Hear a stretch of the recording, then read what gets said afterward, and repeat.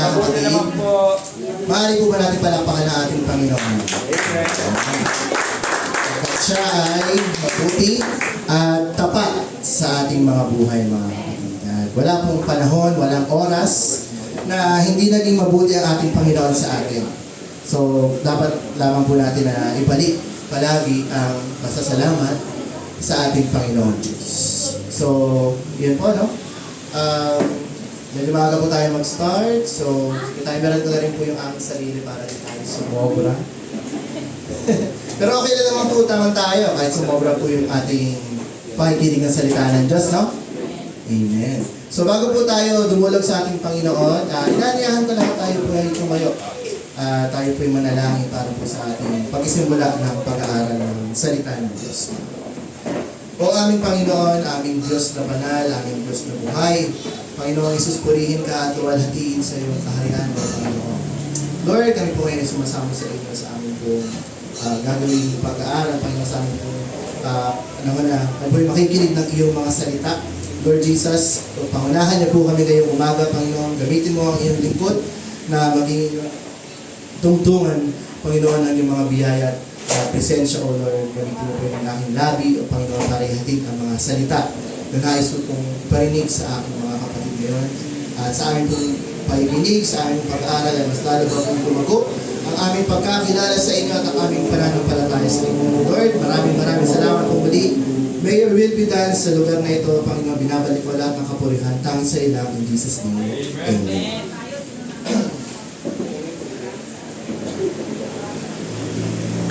Ang ating topic, mga kapatid, is Jesus is enough. Ayan. So, agree po ba tayo, mga kapatid, na ang ating Panginoon ay sapat na sa ating mga buhay? Amen. Parang ayaw niyo po yata mag-agree sa akin. So, sige, pag-aralan po natin ito, mga kapatid. Ayan. Sige, first slide tayo.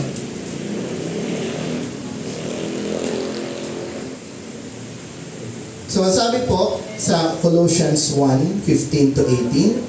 So, akin na pong babasahin yan. He is the image of the invisible God, the firstborn over all creation. For by Him all things were created that are in heaven and that are on earth, visible and invisible, whether thrones or dominions or principalities or powers. All things were created through Him and for Him. And He is before all things, and in Him all things consist. And He is the head of the body, the church, who is the beginning, the firstborn from the dead, that in all things He may have the preeminence. Tuloy natin sa 19-20.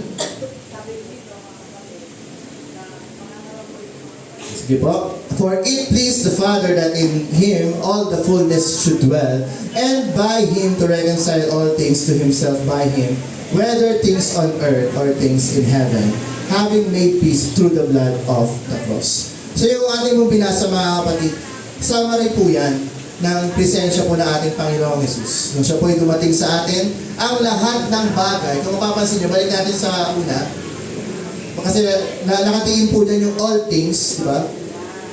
For by Him all things were created. Lahat po ng bagay na umiiral sa mundong ito ay ginawa para kanino? Para sa ating Panginoong Jesus. Amen? Hindi po para sa iyo, hindi para sa akin, para po lamang sa ating Panginoong Jesus. And, kung mapapansin nyo, dahil po sinabing all things dyan, kasi siya po ay buod. Ano yung sumunod na all things? All things were created through Him and for Him. He is before all things. Siya ay una sa lahat ng mga bagay. Ano pa? In Him all things consist. Ang lahat ng bagay ay hindi iiral kung wala ang ating Panginoong Jesus. So, ano po yan? So, yan po yung pinakabuod ng ating pananampalataya na Jesus is all and all. At si Jesus ay sapat na at higit pa sa lahat ng ating makakamtan sa mundong ito. Na wala nang kahit anuman na kailangan mo sa buhay ang nanaisin mo kung nasa iyo na ang ating Panginoong Jesus. Bakit ko po ito yung napili kong aral, mga kapatid? Kung natatanong nyo. Diba, December, dapat Kuya Mix, Christmas. No. Para sa akin, mga kapatid, ang pinaka-essence kung bakit tayo umiiral sa mundong ito ay dahil sa ating Panginoong Jesus. Na sa ating pag-aaral, sa ating pakikinig ng salita ng Diyos, malalaman natin kung bakit ba ito yung pinaka-importanting bagay na malaman natin, higit pa sa lahat. Diba? Kasi lahat ng achievements natin, yung talino mo, yung lakas mo, kaligayahan mo, lahat yan galing sa Diyos. Walang nanggaling sa'yo. Diba? Lahat, ang buhay mo pa lang, unang hinga mo, pagkagising mo, diba? Galing yan sa Panginoon. Marami na po, di ba? Lagi naman sinasabi. Marami na po natulog, hindi na lumising. Diba? Pero tayo, mapalad tayo dahil pagising sa umaga, huminga ka pa. Ay, thank you, Lord. Nagpapasalamat ba tayo? Kapag tayo ay gumigising sa umaga? Dapat lang, mga kapatid. Dahil, yun pa lang, sa gabi, hindi mo alam sa umaga kung gigising ka pa. Pero dahil sa biyaya at katapatan ng ating Panginoong Diyos, nandito po tayo. At nagpapasalamat ako sa Panginoon dahil nandito po tayong lahat nakikinig ng mga salita niya. Amen. So tayo po ba, meron po ba tayong naranasan sa buhay natin na lagi na lang kulang. Laging merong hinahanap sa atin. Di ba? Tulad na pag-order ka sa Jollibee, umorder ka ng Chicken Joy. Anong sasabihin sa'yo ng cashier? May dagdag pa po ba? I-upsize po ba to medium or to large? Lagi na lang kulang eh. Sabihin mo na lang, ay kulang yung pera ko, regular na lang. Hindi ko na kailangan i-upsize yan. Di ba? So sa mundo natin mga kapatid, ganun lagi ang kalakaran. Lagi na lang, may idadagdag pa po ba? Di ba? Additional services. Naalala ko sa internet namin, di ba may PLDT. Tatawag pa po yan. Ay meron po kaming upgrade. Dadagdagan pa po ba natin yung speed ng internet nyo? Lagi ko tuloy sinasabi, okay na po ako. Kasi kung kailangan ko po ng dagdag, tatawag po ako sa inyo. Pero yan po kasi yung kalakaran ng mundo, which is yung lagi na lang kulang.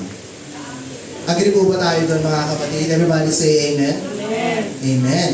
And then, marami pa pong mga bagay na sa mundo natin na nakikitaan na kulang. Marami dito mga kabataan kulang sa pansin. Ayan. Totoo po yan mga kapatid dahil usong-uso na yung mga social media. Ano ba ang silbi ng social media mga kapatid para ikaw ay makilala? Wala naman siguro nagagawa ng social media para itago lang yung profile nila, di ba? Ilalak lang. Walang ganon. Lahat po ng mga influencers sa mundo ngayon, lahat, pinapakilala nila yung sarili nila. And it is more than not enough para sa kanila mga kapatid. May bagong uso, anong gagawin nila? Sasayawin. Yung isang beses ngayon, nauso yung apati-apati. Ako po, di ko na po alam kung ano pong nangyayari sa mundo. Lahat na lang. Ano ba yung apati na yan? Di ba? Kung ano pong uso, yun ang tinatangkilik ng tao. Kasi, lagi po tayo may hinahanap. Di ba? Tayo mga tao, lagi tayo may hinahanap na ang madalas natin hinahanap talaga yung pansin eh. Marami talaga. Halos lahat ng tao kulang sa pansin.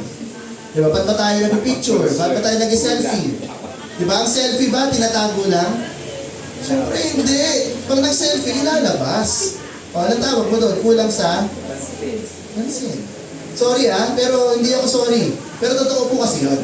In social media, it builds our self-confidence, but it also builds our self-gratification.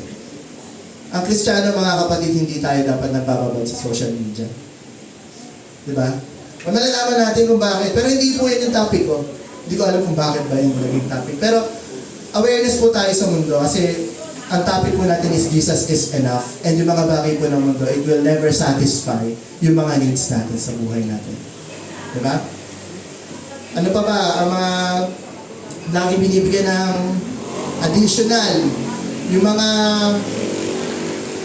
tawag dito, yung mga pagkain natin. Diba yung mga pagkain natin, wala nang nabibili sa palengke masyado ng fresh. Lagi na lang may mga preservatives.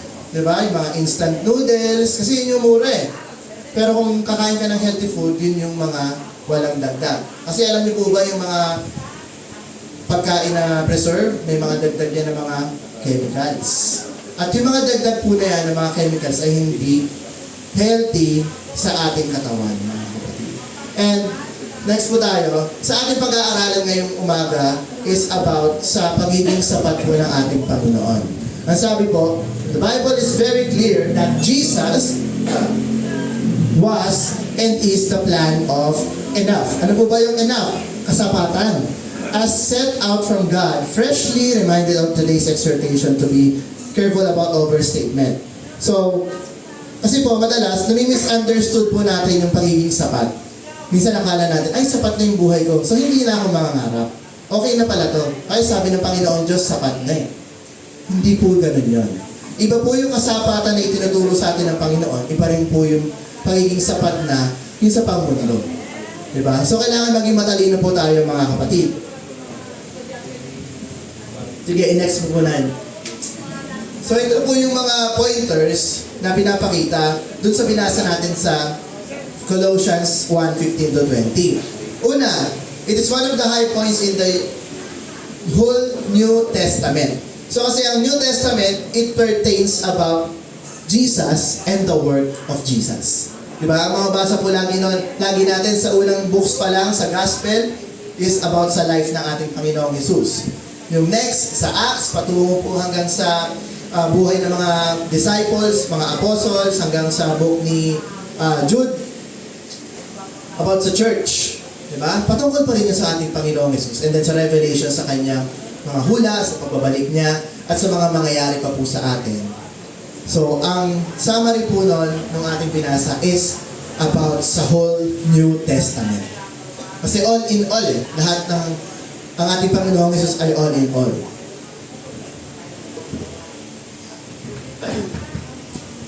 Then, napakaganda pong basahin. Kaya sabi po dito, it is one of the greatest paragraphs in the history of the world.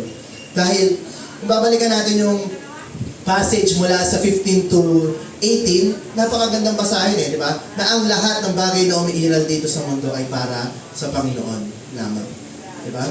Na wala po tayong kakayanan na higitan yon, wala po tayong kakayanan na ipakita sa iba na ang mundo ay umiikot lang sa atin. Di ba? Madalas sa mga magkasintahan, sinasabi, hindi ko kaya mabuhay nang wala ka. Kasi ikaw na ang mundo. Ganun. Ano po. Siguro noong mga unang panahon, napaka-sweet. Pero ngayon po, iba na po ang dating. Parang corny na. Diba? The more na nagmamature po kasi tayo, the more na nagiging corny tayo din. Hindi po ganun yung mga kapatid. The more na nagmamature tayo, naiintindihan po natin yung mga bagay in a intellectual way. Na mas nagiging matalino po tayo, mas alam na po natin kung ano yung mga kahulugan ng mga bagay-bagay sa mundo at hindi na po tayo naghahangad pa ng mga kasweet-sweetan na yan, mga ganyan. Kasi pangmundo lang po yan, mga kapatid. And then, yung next point po natin dito, it is dense with foundational and encompassing truth. So, talagang katotohanan po talaga ang ipinapakita ng ating binasa kanina. Boldly Christ-centered. Talagang ang binibida doon, mga kapatid, ay ating Panginoong Jesus. Wala na po ibang binida doon. Hindi po binida sila King David, hindi po binida ang mga apostol, o hindi ang binida doon ay ating Panginoong Jesus po lamang. And then, this very well may be the most popular 6 consecutive verses in the Bible. So, yun po, yung ating binasa mga kapatid ay isa sa mga pinakamahalaga. So, parang ang sarap po niyang i-memorize, no?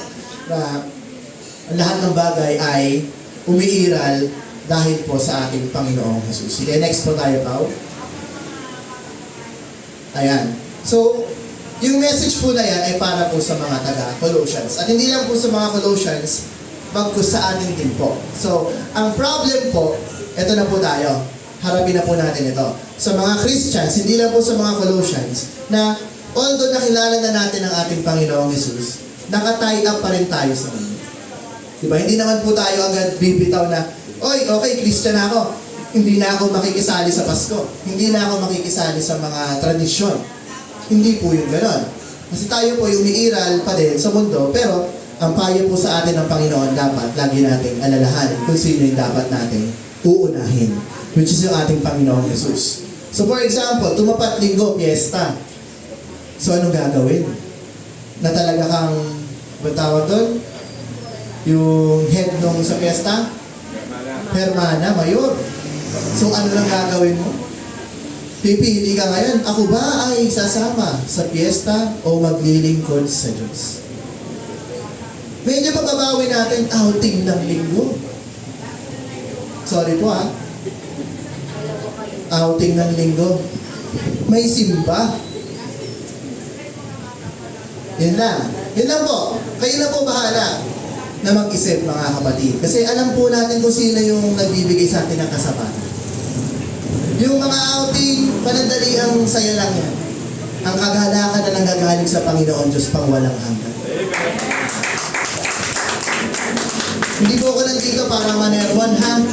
Ito po ay galing sa salita ng Diyos, mga kapatid. Kasi dapat lagi po natin uunahin ang ating Panginoong Diyos. So, yung nangyari po sa mga taga-Colossians, mga kapatid, is, ayun nga, masyado pa rin sila nakatie up sa tradition, na although alam na nila ang gospel ng Panginoon, pero meron ding mga binibigay na tradition yung Israel. Kung maaalala po natin yung pag-uusap ni Apostle Paul tsaka ni Pedro. So, sige, next tayo. Ang sabi po dito, next po. Sabi po dito, mga kapatid, si Jesus, niligtas tayo. Pero, ito po yung punto ni Apostle Pedro. You still need to follow the Jewish traditions of eating. Ano po ba yung tradition ng mga Hudyo sa pagkain? Bawal po silang kumain ng mga may hoof sa talampakan ng mga hayop. Tsaka bawal silang kumain ng mga maruruming pagkain, like baboy. Bawal sila niyan. So, yun po yung sinishare ng mga early Christians dati. Na oo, nag-share sila na si Jesus, ililigtas kayo, pero kailangan nyo pa rin sumunod sa mga utos ng tradisyon ng mga Hudyo. Ano pa po? Kailangan din nila magpatuli. Kasi ang pagtutuli po, yan po ay nag-originate sa mga Hudyo. Diba kung ano yan? Madagdag pong kaalaman yan sa mga basic knowledge po natin. Circumcision, na-invento po yan ng mga Hudyo at iniutos po yan ng Panginoon. Na ang mga bata po sa kanila, 8th day pa lang, ikawalong araw pa lang, mga lalaki, tinutuli na po yun sa kanila. Dito sa Pilipinas, pag binata na, di ba? Meron din naman mga bata na tinutuli sa ospital at an early age. Meron. Pero ang pinaka-the best po talaga, kung susunod tayo sa tradition ng Hudyo, 8th day. Kasi after ng 7 days, yan na, circumcision. Yun po, ang tradition nila. Pero ano po ang sinasabi dito? Minemaintain pa rin nila yung attachment nila sa mundo. Kasi yung mga tradition na yun, mga kapatid, hindi naman yun ang makakapagligtas sa atin. Kasi marami po, mga churches din, masyado lang na-stuck sa tradition. Gawin mo to. Lalo na yung mga kilala natin sa mga RC. No? Alam niyo ba yung RC? Yan. Mga RC, dami nilang ginawang tradisyon na kailangan magbayad ka ng ito. Hina-highlight niyo yung magbayad kasi nakita ko kasi na lahat na lang ng servisyo na gawin nila may bayad. Ano to? Ang kaligtasan ay binabayaran? Ba hindi po ganon? Na mapalad tayo, nakalaya na tayo doon sa ganong tradisyon. Kasi doon, ang daming tradisyon. Binyag, ano pa ba? Yung pakumpil. Tapos, after ng kumpil, bago ka pa ikasal, kapag hindi ka nabinyagan at takumpil, pakumpil ka. Parang, naalala ko tuloy yung pinsan namin sa Batangas, hindi daw siya nakumpil, magpapakasal na siya. Abay, nagpakumpil, ang laki na. Hindi ko, di ba yun? Di ba? Kasi required daw, required. So, hindi naman, ano po ba ang kaligtasan po ay ibinigay sa atin ng Panginoong Diyos sa pamamagitan ng pananampalataya namin. Wala po tayong dapat na gawin. Diba lagi ang ibinapaalala ng ating Panginoong Jesus na yung mga mabubuti nating gawa, wala yan. Yan po lamang ay mga bunga nung tayo naligtas. So hindi po yan basihan na kung porket ikay gumagawa na mabuti, ay ligtas to. Hindi. Only Jesus saves. Only Jesus is enough para sa lahat. So, yun po kasi nagiging mentality natin na madalas pag naging Christian tayo, ay, kailangan maging maayos ako. Kailangan maging maayos yung pananamit ko. Kailangan maging okay yung... Tama po naman yun. Tamang mindset yan mga kapatid. Pero dapat maging aware po tayo na dapat ang susundin natin, yung nagdiligtas sa atin, hindi yung mga bagay na ikaliligtas natin. Malinaw po mga kapatid. Kasi madalas ang sinusunod na lang natin, yung mga standards, yung mga tradition, but not Jesus Himself. Diba? Marami pong ganyan ng mga simbahan, may higpit. Ginawa ng standardized lahat. Dapat pag ganito, ito damit mo, kailangan ganito. ganito, ganyan, ganyan. Pero ang ating Panginoon, sabi nga, dito sa simbahang ito, ang Panginoong Jesus tumitingin sa ating mga puso. Amen. Come as you are. Pero kung alam mo na ang katotohanan, ayusin mo naman ang sarili. Porque sabihin mo, ay, alam ko, si Jesus naman tumitingin sa puso ko. Pupunta ako ng church na nakasandot shirt lang. Mali po yun. Hindi yun tama ang pagiging Kristiyano. Kasi, pag ginawa mo yun, isa na masasabi ko sa'yo, hipokrito ka. Diba? Matutuwa ba sa'yo ang Panginoon? Idadahilan mo sa Kanya, Lord, tumitingin ka naman sa puso ko eh. Di magsisimba na lang ako na hindi maayos yung damit ko. Mali po yun. Ilagay pa rin natin sa tama dahil ang ating Panginoong Jesus ay Diyos ng kaayusan. Amen po ba mga kapatid? Yan. Kaya nga tayo nagbibihis ng maayos pag nagsisimba eh. Di ba lagi nga sinasabi, pag inimbitahan ni Mayor, pag inimbita pa may bisita, ang gagara ng damit, nakabarong Tagalog pa, nakabarong saya. Pero pag sa Panginoon, anong damit? Di ba? Isipin nyo mga kapatid, ang haharapin nyo dito, hindi lang ordinaryong tao. Ang kakaanihin nyo dito ay ating Panginoong Jesus. Hindi ba kayo nahihiya na, Lord, ito lang kaya ko eh. Pero pag tinawag ni Mayor, ay bongga, bibili pa ng bago yan. Di ba? Pag may event, pag may kunyari kasal, o first time naman ikakasal, base tayo. Sa Panginoon, tayo ang bride ng Panginoon, di ba? The church is the bride of God. So, matutuwa ba ang Panginoon makita ka ganyan, no? Suot mo. Pero, sige mga kapatid, alam na po natin, mga mature naman po tayo mga Christians. So, karamihan po na nagiging sakit ng mga Kristiyano, we focus on things na napag-aralan na po natin sa ating Panginoon. At hindi na po natin napopokusan yung ating Panginoon Himself. Bigyan ko kayo ng example. Kunyari, meron diyang ilaw. Minsan, ang nasasamba na, kunyari, may nakita ang ilaw dyan. O kaya araw. Di ba ang tao, marami pong mga pagans ang sinasamba nila araw. Kasi yung araw, nagbibigay ng liwanag. Pero hindi po nila alam na ang Diyos ay ang liwanag. God is light. So parang ganun po yan eh. Na ang mga na-appreciate natin, yung mga creation, but not the Creator. So dapat maging aware po tayo kung ano po yung mga wino-worship natin. Which is dapat lagi lamang ang ating Panginoong Jesus. Dahil He is more than enough sa atin. So next po natin. So makikita rin po natin, sige next ulit.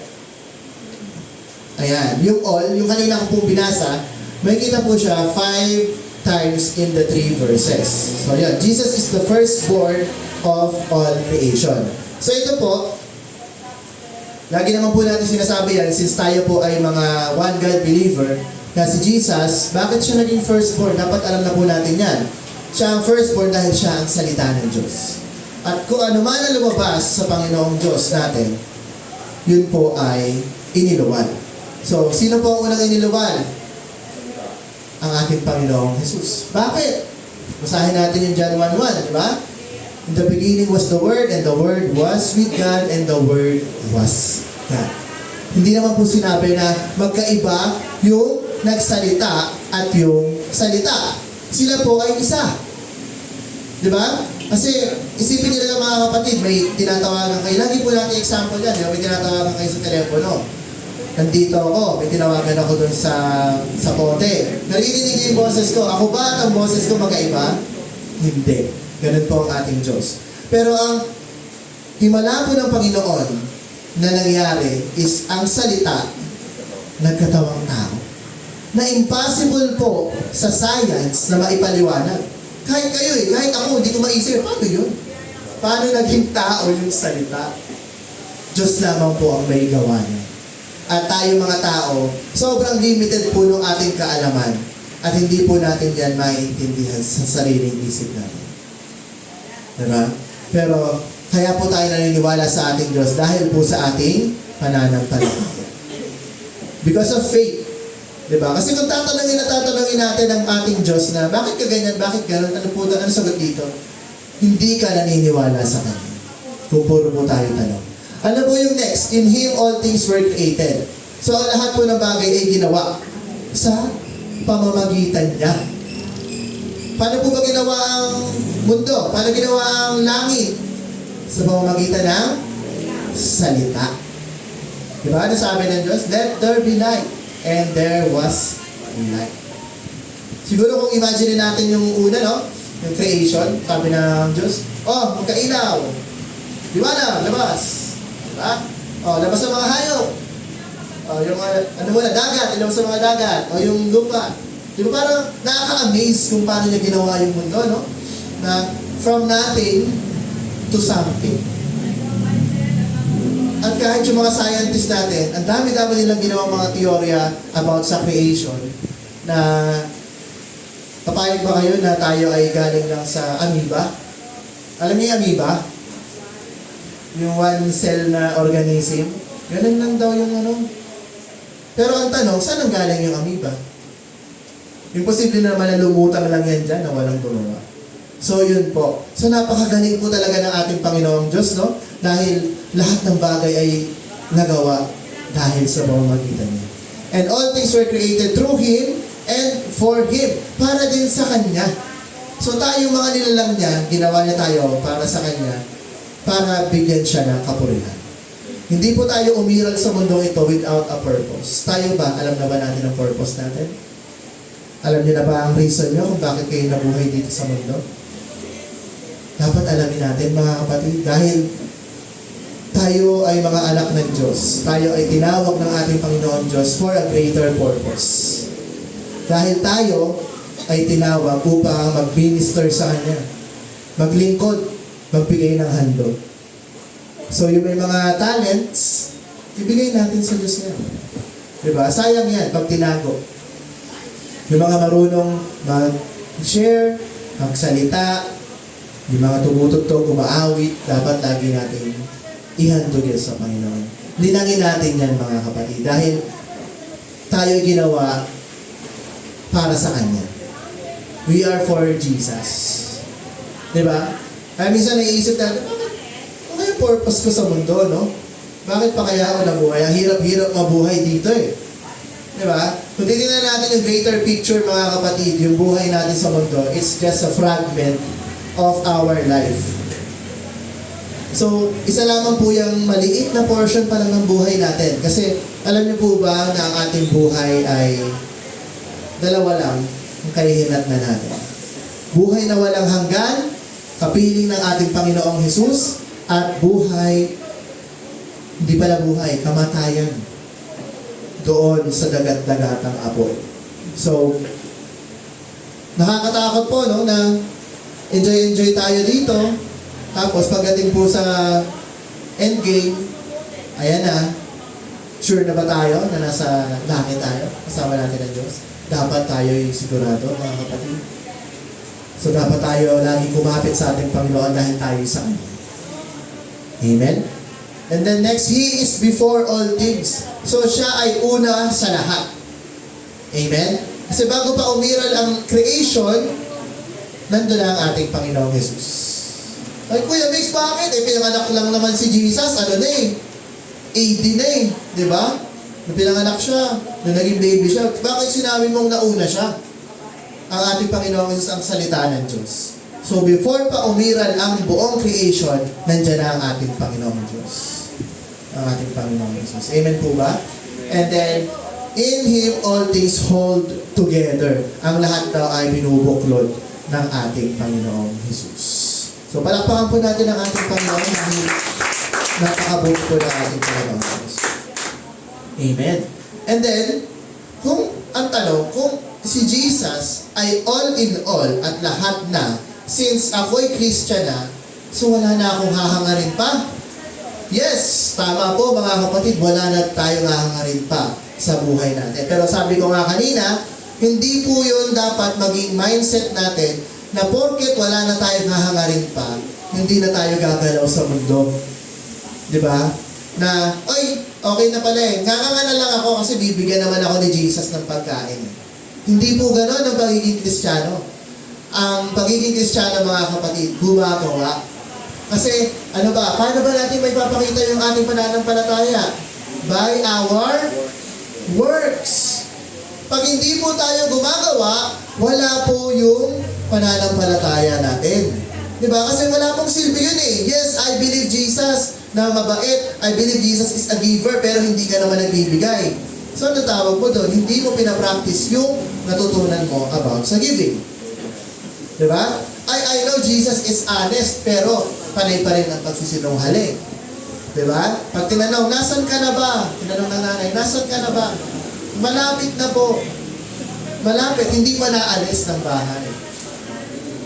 Ay, anong oras ka darating? 5 minutes na lang. Pero kakaalis pa lang ng bahay. Alam niyo yung mga ganang simple na pag isinunghaling pa rin yan eh. Diba? Ay, grabe naman si Kuya Mix, napakaseryoso naman. Opo. Kasi ganun po ang Diyos eh. Hindi po biro ang pananampalataya. Diba? Dapat seryoso lahat. Ay, hindi po pwede, pagtatayo tayo dito sa pulpitong ito, gawin natin biro. Naku po, wag. Ang likod po ng pulpitong ito ay holy ground, mga kapatid. Lagi niyong alalahanin, pagtatayo kayo sa likod ng pulpitong ito, this is holy ground. Diba? Nandito ang presensya ng Diyos. So dapat, kung tayo ay gagawa dito, mga kapatid, lalo na tayo mga Christian, bigyan natin yung best natin.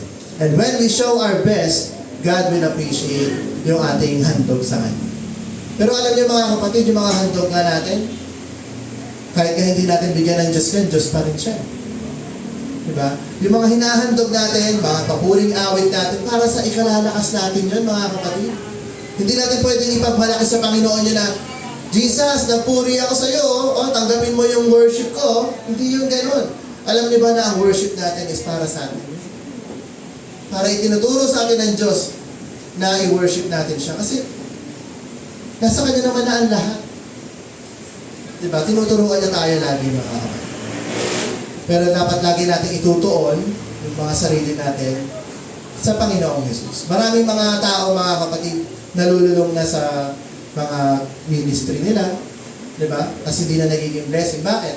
Nag-focus na sa ministry instead kay Jesus. Magkaiba po kasi yun eh. Na, ito, pag-uusayan ko tumugtog para pagdating ng linggo, maayos yung tugtog ko. Versus, sa isang tao na uhusayan ko yung tugtog ko para pagdating ng linggo, mabless yung mga kapatid ko, at maging karapat-dapat na handog to para sa Panginoon. Dapat sana ganun yung mindset natin palagi, no? Lalo-lalo na sa worship team, I encourage na every time na we practice because, not just for perfection, pero dahil worship natin yan sa Panginoon. Amen. Handog natin yan eh. Sabihin natin na, sige, mali-mali, practice. Kaya nga nagpa-practice. Wala pong practice na perfect. Ang practice, yan yung time mo para magkamali.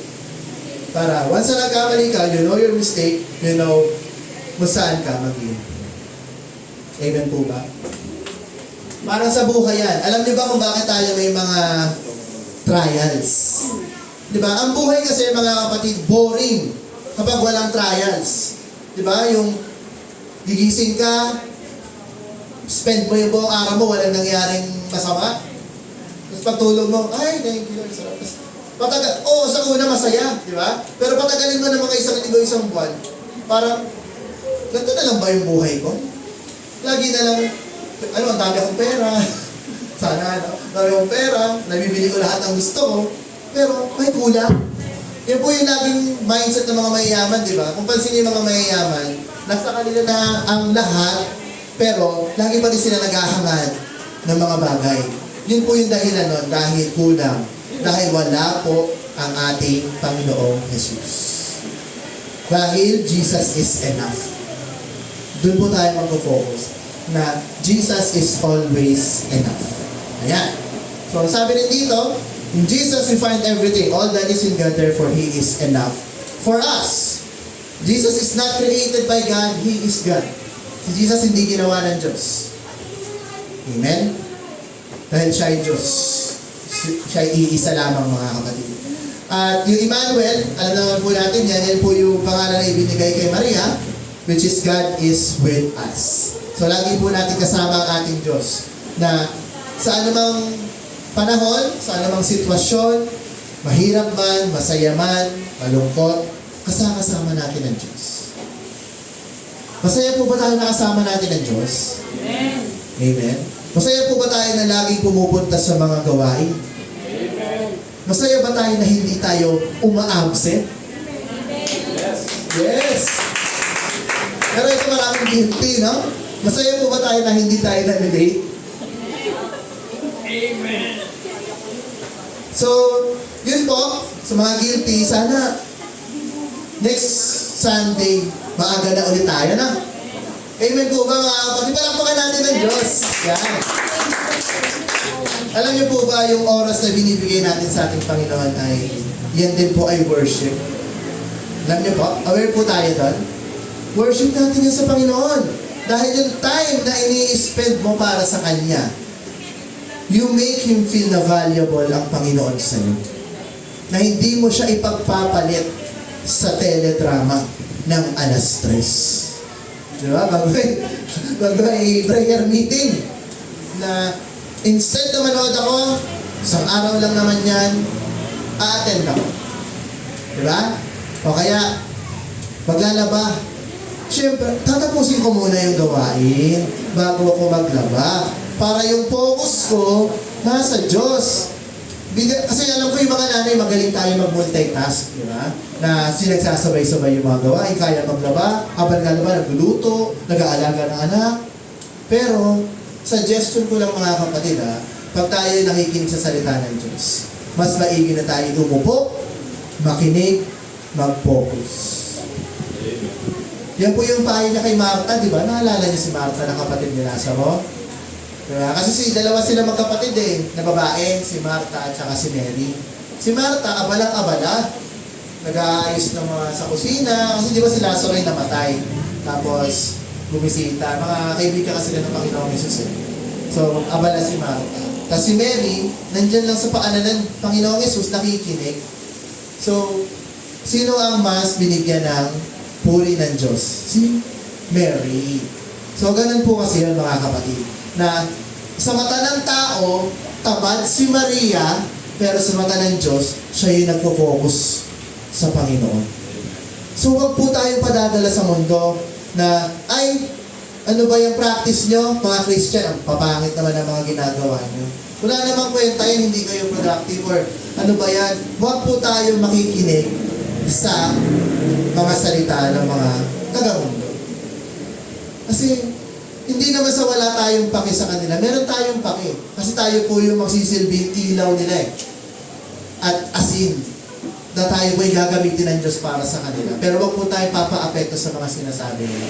Na kayong mga Christian, nagsasayang kayo ng oras instead na nagbi-business kayo ng Sunday. Hello? Simpa. Pero sa akin mga kapatid, unahin lagi natin ang Panginoon.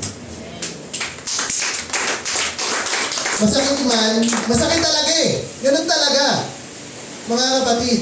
Kasi naniniwala ako na kung meron kang business, isa ka mo yan, kalahating araw na nga magsimba ka, pagbalik mo, asikasuhin mo, hindi ka lulugiin ng Diyos. Ang Diyos ba papayagan na malugi yung kanyang mga anak? Hindi. Kaya hanga po ako sa mga Kristiyano na meron po ako nakita niyan gasolinahan sa Batangas. Tagtag po ng memory verse yung kanyang gasolinahan. Tapos nakalagay po, kapag Sunday, nakasarado yon. Sunday is for Jesus. Napakagaling po. Na talagang dinedicate niya na po yung Sunday para sa Panginoon. Na wala na siya ibang gagawin. Hindi niya na inaasahan na malugi. Kasi alam niya Sunday, marami magpapagas. Kasi mga galing yan. Lalabas, magbabakasyon. No, hindi niya inisip niya. Inisip niya, God will provide. Christ is enough. Jesus is enough. My business, kumita ako ng sapat, it is enough. Kasi tayo mga tao, hangad lagi natin sobra. Hangad natin, kabig lang ng kabig. Pero sa Panginoong Diyos, lagi natin siyang nilulugi. Payag ba kayo, yung Ama natin sa langit, lagi na lang kulang ang binibigay natin? Diba? Yung oras na binibigay mo, yung prayer time, devotion, imbes na ginawa mo, gumawa ka na ibang bagay. Tatampo naman si Lord yan. Sabihin ni Lord, binigay ko na lahat-lahat sa iyo, yung lakas, yung kakayanan, talento, tapos yung simpleng pagbabalik mo lang sa akin, kausapin mo lang ako through your prayer, hindi mo magawa. Bible reading, hindi natin magawa. So dapat lagi nating ibibigay lahat sa Panginoong Jesus po naman. We don't need Jesus and tradition. May plus po yan ha. Kasi madalas po kasi ngayon, sa mga tao, lagi na lang may plus. Jesus plus. Para laging mukhang cool, no? Jesus plus tradition. Like ginagawa ng mga RC ulit. Tradition, nagpipiesta, nagbabalandra ng mga kung ano-ano, di ba? Sa kalsada, sumasayaw-sayaw. Yun po, mga kapatid, ay walang kwenta. Ano pa? Jesus plus money. Oo, sige, pinagpala ka ng Diyos, pero hindi mo naman nina-number one ng Diyos sa buhay mo. Bali, wala po yun. Jesus plus the right clothes. Sige, ang ganda ng suot mo. Ang galing mo ang magsalita. Ang galing mo kumanta. Pero sa puso mo, ang dumi-dumi. Punong-puno ka ng galit. Punong-puno ka ng inggit. Asinunghalingan. Wala pong kwenta yun. Ito po kasi mga kapatid oo, sa mata ng mga kapwa mo Kristiyano, ano mo kami, maloloko mo kami. Kasi, ang ganda naman malamig ni sis, ay, ang ganda ng buhok niya, haba. Pero sa puso, ang dumi-dumi. Anong tawag doon? Pariseo. Huwag po tayo maging ganon, na sa outward lang yung holiness, na pinapakita na, ay, banal yan. Hindi yan nag-ano. Tapos pag may tao, pag wala naman tao, kung ano-ano ginagawa, puro kasamaan pa din. So, sana, since tayo nakakilala na sa ating Panginoong Jesus, hindi lamang po tayo Kristiyanong panlabas, maging Kristiyano po tayo panloob. Sa kaloob-loob natin. Dahil mga kapatid, sakit natin yan Di ba? Na sumusunod na lang tayo dahil nakasanayan. Di ba? Kasi sinabi ni Pastor ay kasi sinabi ni Brother Migs, ay kasi sinabi ni na Sister Wayne, ganyan daw ang gawin. Pero hindi natin naalala na itong mga utos na ito ay galing sa ating Panginoong Jesus. Di ba? Lagi na lang na may ginagamit. Para pag nagkamali, sabi, ay hindi kasi sinabi ni Kuya Migs may sisisihin. Alisin na po natin yung ganong mindset mga kapatid na lagi po tayong naninisin ng iba. And then, lagi po natin pag-uhusayin yung ating pag-aaral sa salita ng Diyos. Huwag po natin iisang tabihan. Ang ating buhay ng Kristiyano, hindi po lang iisang part yan na, ay gusto ko ganito lang ako, study lang. Hindi. Dapat kumpleto.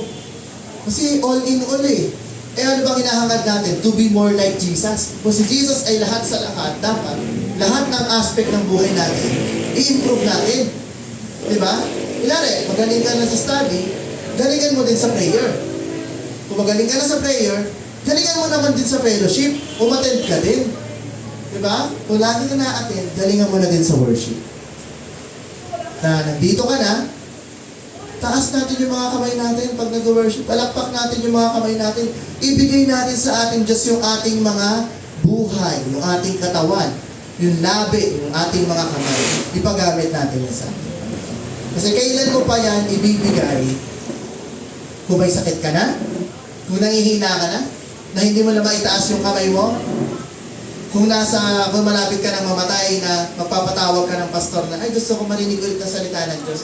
Nung buhay ka pa, hindi mo ginagawa.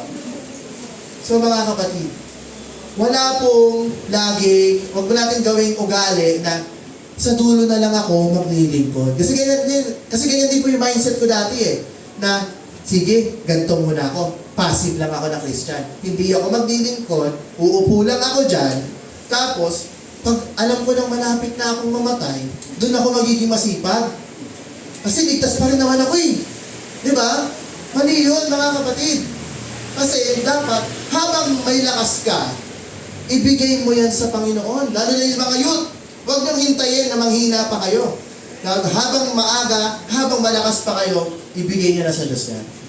Kaya nga i-encourage namin kayo palagi na umattend sa mga ganyan, mga workshop, mga pag-aaral, mga pag-improve. Hindi yan lang para sa inyo, para sa Panginoon. Handog niya. Hindi niyo pwedeng idahilan na, ay, bata pa kasi ako ulit. Walang pinipiling edad ang ating Panginoon. Kaya nang gamitin kahit bata. Naalala niyo yung Sermon on the Mount? Na ginamit ng Diyos ang bata na may dalang pagkain? Diba? Kasi walang pagkain yung mga nakikinig sa Panginoong Hesus. Sino ginamit niya? Yung bata may baon, 2 isda, 5 tinapay. Pinarami ng ating Panginoong Hesus, pinagbiyak-biyak. Tapos nagulat sila, may sumobra pa ang 12 kain. Paano nangyari yun? Dahil doon sa ating Panginoong Hesus. At gagamit ng kahit sino. Kung ayaw mo mong paggamit sa Diyos, gagamit siya ng iba. Ganun lang yan mga kapatid. Kaya kung binigyan ka na ng pagkakataon ng ating Panginoon na gamitin sa gawain, huwag mong bibitaw. Stay lang tayo. Diba? Kasi hindi ka kawalan sa Diyos. Talaga lang. Kung ayaw mo, kuha siya iba. Diba naman sabi ng Diyos? Kung wala magpupuri sa akin, gagamitin ko itong mga bato para magpuri sa akin. Kaya wala tayong pwedeng maipagmalaki sa ating Diyos na, Lord, you deserve my worship. Yes, He deserve it, pero alisin natin yung pride natin na dahil tayo nag-worship dahil sa mamagitan ng sarili nating sikap. No, binabalik lang natin yung karapat-dapat sa Kanya. So, baguhin na natin yung mga mindset natin. Amen po. Sige, next po tayo. At ang sabi po sa ating next slide, mga kapatid, ayan, sige, tapos na po yan. Sige, next ulit. Okay, next ulit, Pao. Isa pa. Ayan, so this is what, lumampas po. This is what happens when we get to the point in our lives where Jesus is enough. Ayan. So, pag naiintindihan na po natin sa ating buhay, na ang ating Panginoong Hesus ay sapat na sa buhay natin, magiging ganyan po yung mga mindset natin. Una, hindi na tayo naghahanap ng iba pang mga bagay para ma-excite tayo. Ang nagpapa-excite sa atin, si Jesus. Pag nagaya si Pastor, uy, may gawain doon sa Molino. Uy, saan yan, Pastor? Anong oras yan? Wala, sama ko. Kahit may ginagawa yan. Pero ano nangyayari? Mamaya na. Busy ako eh. Ay, bukas na lang. Kasi may gagawin ako importante. Ay, ayoko, Pastor. Di kasi ako fit dyan. Di ko kaya yan eh. Ayoko sana sabihin, walang pamasahe. Pero mga kapatid, real talk na. Para sa Panginoon naman to mga kapatid. Para sa ikakalago natin to mga kapatid. Excited ba tayo pagdating sa Panginoon? O ngayon pala, parang hindi. Excited ba tayo para sa ating Panginoon? Amen! Walang pakalang yes, hallelujah! Dapat lagi tayo excited. Pag nakakarinig kayo ng word of God, dapat mga nakangiti kayo, hindi kayo nakamakot. Kaya naman si Kuya, sasalita na yan. Kung naman, ayoko dyan makinig kasi tatrahan ako. Hindi po. Para po sa atin yan mga kapatid. So dapat, kapag naiintindihan na po natin na si Jesus ay enough na sa buhay natin, marinig pa lang natin, Jesus, huy! Woo! Lalakas agad tayo. Jesus, thank you. Ang lakas ko. Ikaw ang kalakasan ko. Amen po ba? Dapat ganun po tayo lagi. Ano ba? We no longer look for the next thrill. Ano ba yung thrill? Yung parang may inaasahan ka na ano kaya mangyayari? Para sa mga drama, di ba? Kunyari, tapos na yung episode, ipapakita na yung preview. Kasi, kunyari, magbabari na yung mga bida, di ba? Parang, puputulin pa. Ano kaya mangyayari sa susunod? Ikaw atat-atat ka na, sana bukas na. Para mapanood ko na yung next episode. Dapat ganun tayo sa ating Panginoon. Na after nitong Sunday service, ang nasa isip mo agad, uy, sana Sunday na ulit. Ganun po ba tayo? O para sinasabi mo, ang tagal naman ng Sunday. Bakit ang tagal naman? Ang tagal naman ng 3 hours. No? 3 hours na nga lang naglilingkod sa Diyos, naiinip pa. Dapat mga kapatid, ready tayong mag-extend. Okay lang sa inyo mga one tayo. Hindi, joke lang. Pero kung sakali man mga kapatid, ayos lang sa inyo. Basta, kapiling ang Diyos. Di ba? O kaya, after ng church, ayain ko kayo, punta tayo lahat sa SM. Ano ko, ang bibilis niya. Baka sabihin, Kuya Miss, tapusin mo na, hindi. Iisip tayo eh. Pero pagdating sa Panginoon Diyos, ang ano. So dapat mga kapatid, makita po yung ating excitement at ang ating Panginoon Diyos po lamang ang lagi nating hinahanap-hanap. Ano pa? We are no longer bored. Boring ba? Boring ba pakikinig sa Diyos? Ang salita ng Diyos? Hindi, no? Pero bakit laging pansin sa, hindi naman sa atin ha, sa ibang mga church parang boring na. Yung mga tao kasi parang tulog. At alam niyo po ba, kapag tinutulugan mo ang salita ng Diyos, ibig sabihin, walang kwenta. Kapag hindi ka naka-focus sa speaker, ibig sabihin, walang kwenta. Ganun yun. Kaya, ayusin natin yung mindset natin mga kapatid na kapag nag-preach si pastor o sino man pong nasa unahan, lagi po tayo maging attentive. Lagi po tayo makinig. Dahil, malay nyo, meron pala mensahe ang Diyos para sa inyo na mismo. Kasi, may nag-chat, nag-reply. Eh, may sinasabi na pala about sa, sa buhay mo. Wala na. Sayang. Diba? Dapat lagi po tayo excited. Tapos, hindi na natin kailangan maging entertained araw-araw. Kasi, may Jesus pa lang, sapat na. Okay na tayo. Lord, okay na ang buhay ko. Hindi ko na kailangan ng mga bagay na yan. Yung cellphone ko, kaya ko lang iwan yan. One day. Kahit maiwan ko yan sa bahay, okay lang. Kaya ba natin? Kaya? One day, maiwan? Amen. Mahirap, pero kakayanin. Amen. Yes. Yan po. So, kasi po, ganun po talaga yun mga kapatid. Kasi madalas, ito kasi yung cellphone natin, isa yan sa number one source of distraction. Diba? Kaya nga, siguro sa mga susunod, magkakaroon tayo ng fasting, hindi sa pagkain. Fasting tayo sa gadget, no? Pwede, di ba? Na isang araw walang gagamit ng gadget. Offline lahat. No? Pag may nakita nag-online 1 hour ago, patay. Hindi na pigilan. Nag-online na. May tinignan kasi ako eh.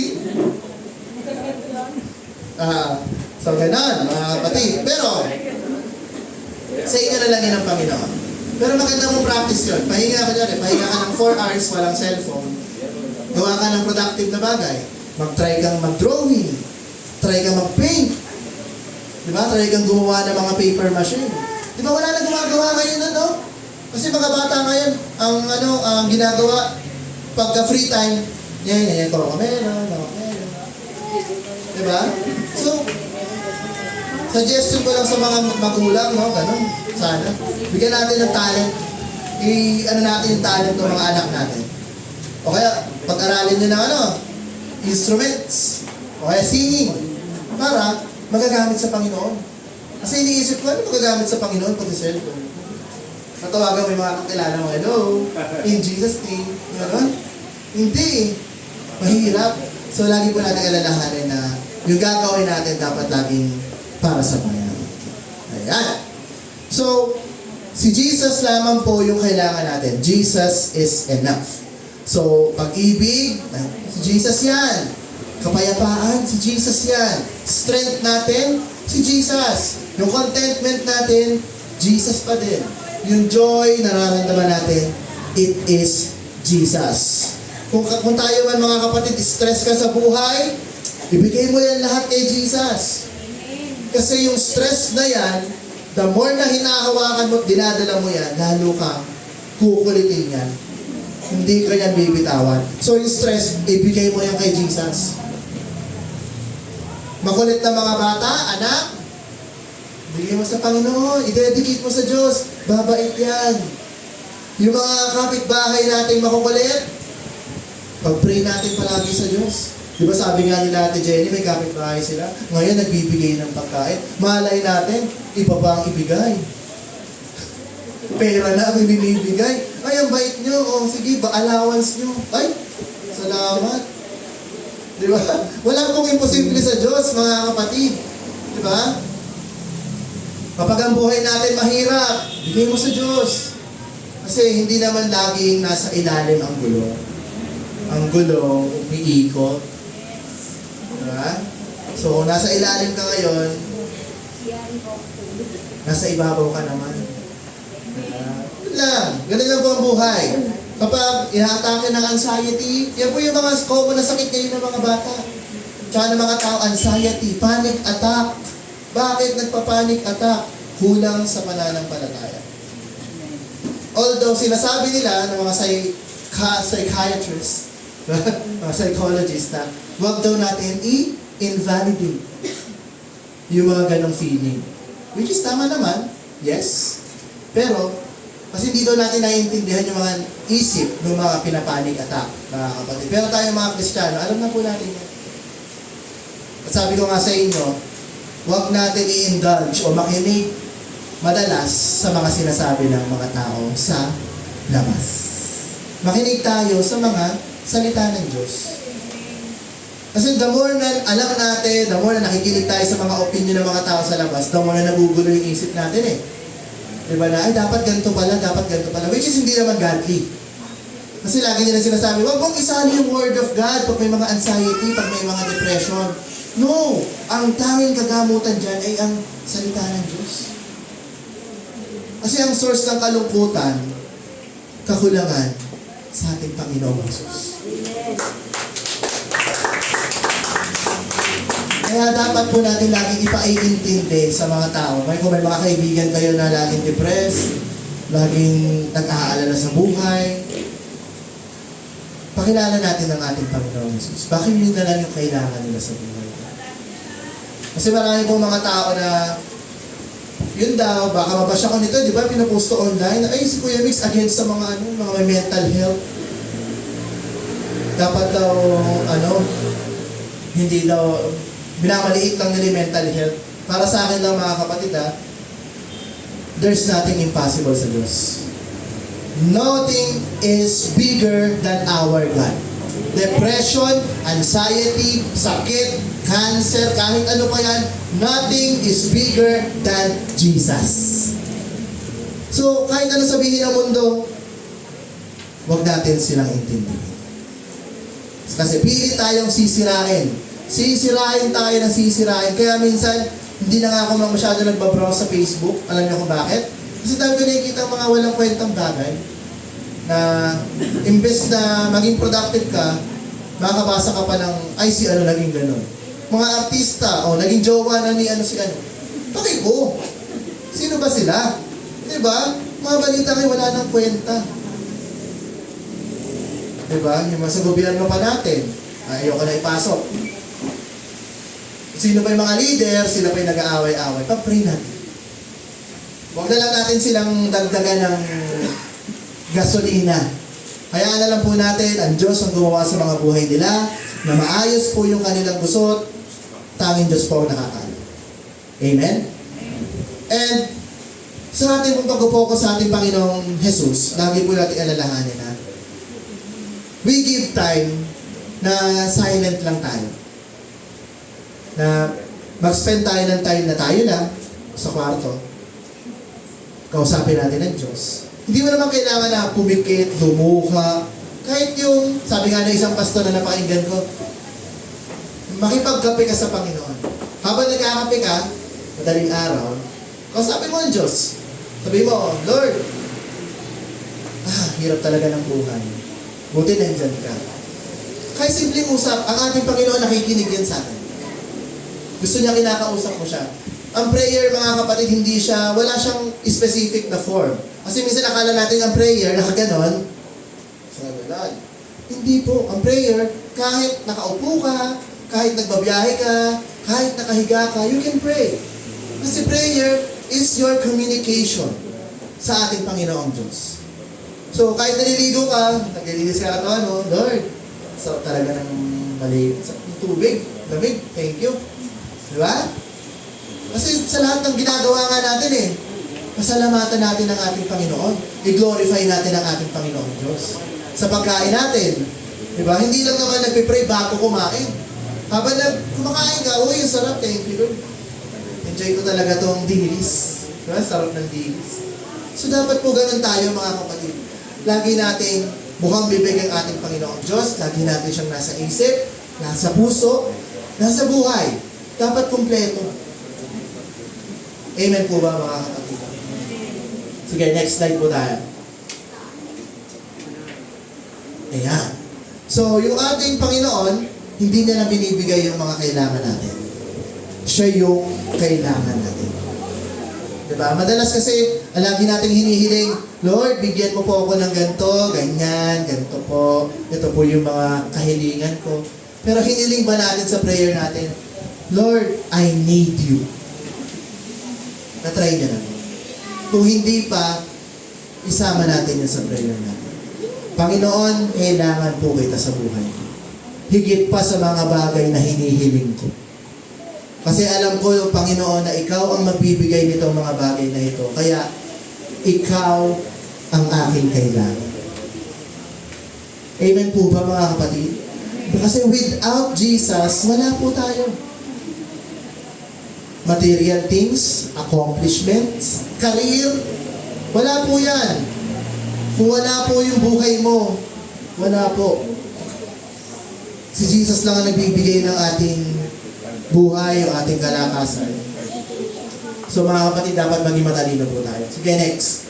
And then, sa buhay din po natin, minsan hindi natin na-realize na kailangan natin ng ating Panginoon Diyos. Kasi minsan kumpleto na eh. Parang feeling mo, okay na ako eh, satisfied na ako. Pero kulang pa rin. Parang pag-iisip ka, bakit ganun? Parang hindi pa rin ako satisfied, hindi pa rin ako kumpleto. Dahil po yan sa ating Panginoon. Lahat po ng tao, binigyan ng Panginoong Diyos ng ganyang pakiramdam. Na kahit makuha mo man ang lahat sa mundong ito, pag wala sa iyo ang ating Panginoong Jesus, kulang ka pa din. Pero mga kapatid, the moment na makasama mo na ang Diyos sa puso mo, nandiyan na ang ating Panginoon. Kulang ka man na mga bagay sa mundo, ikaw ay kumpleto na. Di ba? Pakiramdam mo, ang saya mo pa din eh, kahit wala kang pera. Di ba? Okay lang. May trabaho naman. Diba? Kikitain pa rin naman natin yan. Ay, naubos na yung 13th month pay. Diba? Hindi na pa ano ngayon eh, 13th month pay. Naubos na, dumaan lang. Ano ba yan? At least may dumaan. Di ba nga, wala eh. Walang dumaan.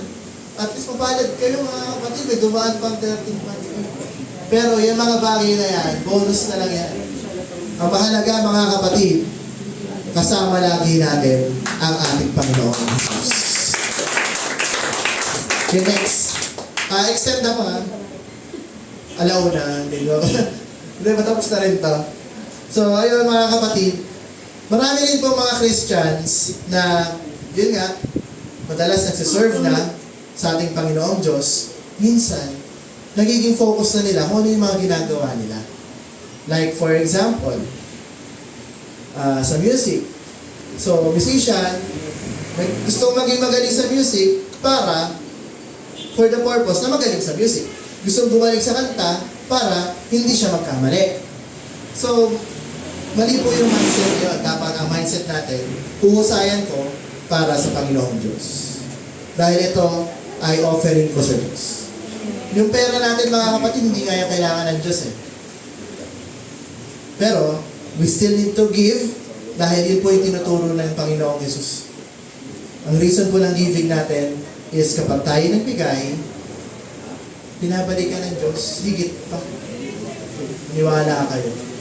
Pag tayo magiging tapat sa ating pagbibigay sa Diyos, yung ating mga kinikita, binabalikan. Hindi lamang po sa pera yan mga kapatid.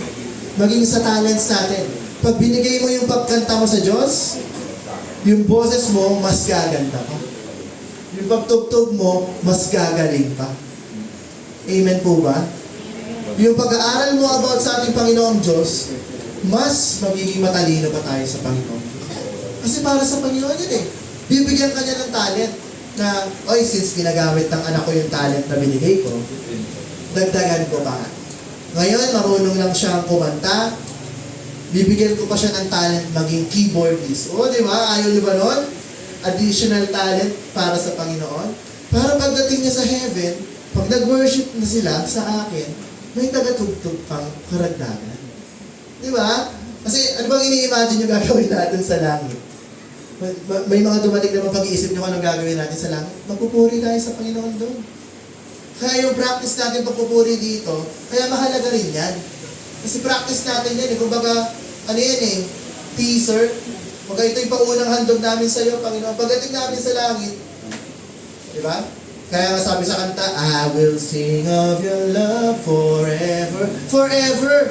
Walang katapusan yun. Kung dito pa lang, pagod na ka na, ano ba yan? Ang tagal ng practice matapos. Doon sa langit, habang buhay mong pupurihin ng Diyos. Dahil sa kanyang kabutihan. Amen. Ready na ba kayo? Pumunta sa langit. Hindi ko na sinabi mo mamamatay na. Ready na ba tayo? Naharapin ng Maker, yung ating Panginoon, anytime. Kung hindi pa, pag-pray natin sa ating Panginoon. The Lord, hinaantay ko yung pagbabalik mo. Sa pagbabalik mo, Panginoon, naway, I will welcome you in open arms. Na lahat ng bagay maging maayos mo sa buhay. Diba? Parang sarap kausapin ng Panginoon ng heart to heart. Diba? Na doon mo lang sasabihin sa Kanya yung mga hindi mo masabi sa ibang tao. Na, Lord, ito po, hirap na ako eh. So ngayon po mga kapatid, since patapos pa rin naman tayo sa you can open up sa ating Panginoon. Because Jesus, He listens. Nakikinig siya sa atin, mga kapatid.